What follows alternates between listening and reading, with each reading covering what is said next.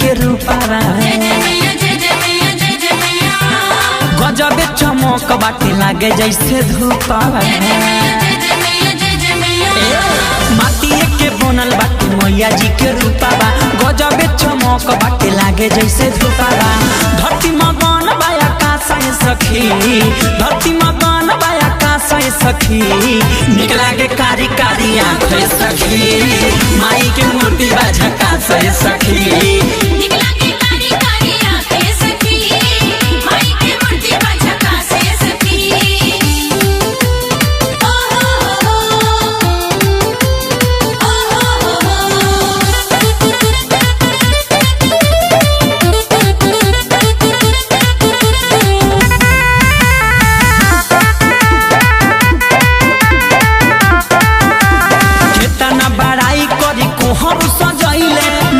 तीरा सिल बनैले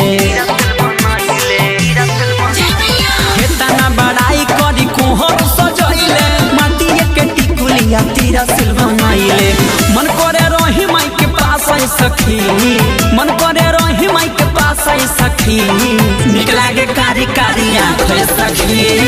माई के मूर्ति बाझा कास सखी निक लागे कारी कारी आँख सखी माई के मूर्ति बाझा कास सखी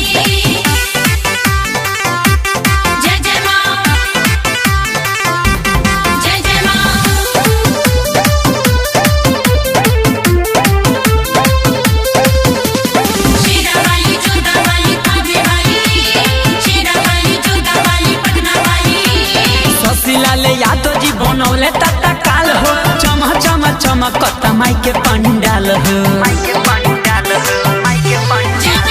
ससीलाल यादव जी बनौले तत्ता काल हो चम चम चमकत माई के पंडाल हो राइटर छबिला लिखे पाठ सखी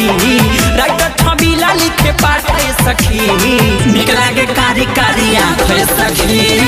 माई के मूर्ति बाझा कास सखी निक लागे कारी कारी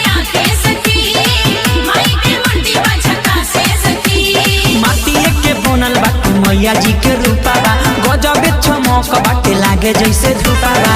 धरती मगन बाया कासा सखी धरती मगन बाया कासा सखी